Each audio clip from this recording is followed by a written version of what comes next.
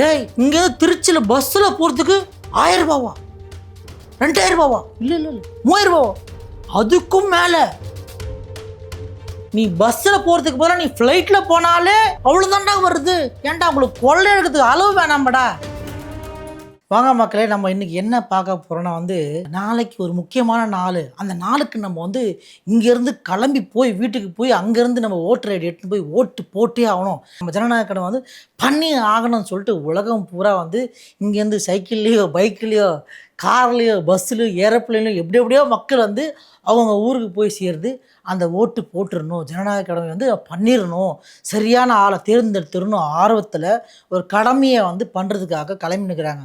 இது தாண்டா சரியான டைமு.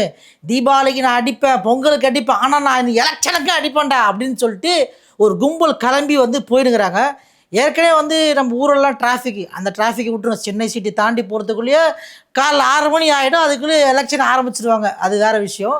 ஆனாலும் ஒரு கும்பல் ஒரு பிளான் பண்ணி வச்சுக்கிறாங்க. டேய் எலெக்ஷன் வருது, ஒரு 5 நாள் நம்ம தீபாவளி பொங்கலுக்கு வர வேட்டையை நம்ம இங்கேயும் போட்டுடணும் அப்படின்னு சொல்லிட்டு ஒரு கும்பல் கிளம்பி ரெடியாக இருக்கிறாங்க. என்ன கும்பல் அப்படின்னு கேட்டிங்கன்னா, இந்த பேருந்து இருக்குது பாருங்கள், அந்த பேருந்து கவர்மெண்ட் பஸ்ஸில் சரியான அளவில் ரேட் போடுறாங்க. பஸ்ஸுகளில் டிக்கெட் கிடைக்காது. சரி, அடுத்த ஆப்ஷன் என்னதுன்னு கேட்கும்போது ப்ரைவேட் பஸ் தான். சரி, எப்படியாவது போயிடணும்ப்பா, நம்ம இந்த கடமையை ஆற்றி ஆகணும்னு சொல்லிட்டு மக்கள் வெள்ளிக்கிழமை போடுறாங்க. 1000 ரூபாய். அப்பா பரவாயில்ல, சரி 1000 ரூபாய் நம்ம போயிடலாம். 2-3 நாள் லீவ் வருதுப்பா, சரி பரவாயில்லப்பா போயிடலாம் அப்படி கிளம்பி போகிறாங்க. இல்லை எனக்கு வேலை லீவே கிடைக்கலங்க, நாங்கள் வேலை செய்கிறதே கஷ்டம், இதில் 2-3 நாள் லீவ் போட முடியாது, அந்த ஒரு நாள் மட்டும் லீவ் போட்டு மேக்ஸிமம் 2 நாள் லீவ் போட்டு வந்துடணும்னு சொல்லிட்டு கிளம்பி மக்கள் போகும்போது இதாண்டா சரியானா சாக்குன்னு சொல்லிட்டு என்ன பண்ணுறாங்க, ரேட்டு கொஞ்சம் நஞ்சம் ரேட்டு கிடையாதுங்க. நீங்கள் நினைப்பீங்க ஒரு 1000 ரூபா 2000 ரூபா போடணும், 4200 ரூபா போடுறாங்க. ஒன்றும் இல்லை, சிம்பிளாக இங்கேருந்து திருச்சிக்கு போகிறதுக்கு 4200 ரூபா பஸ்ஸுக்கு, ஃப்ளைட்டு கிடையாது. என் ஃப்ரெண்டு ஒருத்தர் திருச்சியிலேருந்து நாளைக்கு இங்கே வராரு, அவருக்குமே 4200 ரூபா தான். ஆனால் இந்த ரேட்டிங்கே ஒன்றுமே தேராத 2.3 போட்டிருக்க ரேட்டிங் இருக்க பஸ்ஸுக்கு 4200 ரூபா போடுறது தகுமா? இதெல்லாம் கவர்மெண்ட்டுக்கு தெரிஞ்சு தான் நடக்குதா, இல்லை தெரியாமல் இவங்க பண்ணினுக்கிறாங்களா? ஆன்லைன்லேயே வருது, அதை எப்படி கவர்மெண்ட்டுக்கு தெரியாது அதை பண்ண முடியும்? கேட்டால் டிமாண்ட் இருக்குது, எங்களுக்கு இதான் டைமு, எங்களுக்கு பெட்ரோல் விலை ஏறிடுச்சு, டீசல் விலை ஏறிடுச்சு. பெட்ரோல் விலை டீசல் விலை இந்த 4 நாளாக ஏறிடுச்சா? அது ஏறி பல நாள் ஆகுது. இவங்க இன்னி தான் சந்தர்ப்பம் அப்படின்னு சொல்லிட்டு போடுறது ரொம்ப கேவலமாக இருக்குது. இதுதான் சொல்ல முடியும். ஏன்னா என் ஃப்ரெண்டு இன்னொருத்தர் இருக்கிறாரு, அவர் இன்றைக்கி ஆக்சுவலாக கிளம்பி ஊருக்கு போய் ஓட்டு போட்டு வரணும். அவர் போகல. ஏன்னு கேட்டால், அண்ணா டிக்கெட் கிடைக்கலைங்க, டிக்கெட் கிடைச்சாலும் ப்ரைவேட் பஸ்லாம் ரேட் அதிகமாக இருக்குது.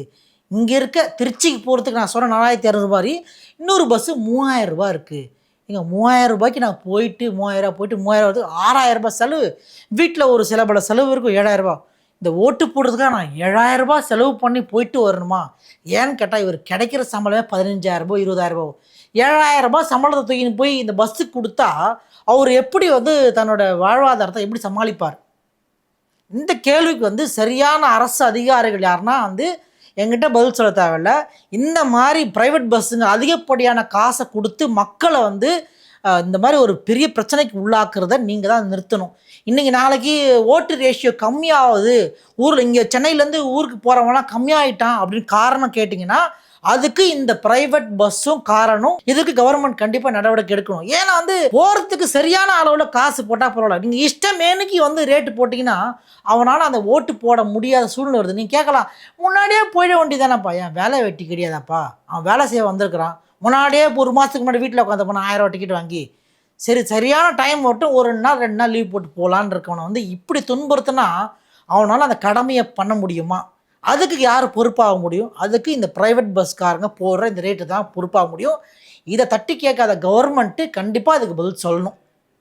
இந்த மாதிரி உங்களுக்கும் நடக்குதா இந்த பிரச்சனை? இந்த கமெண்ட்டில் சொல்லுங்கள்.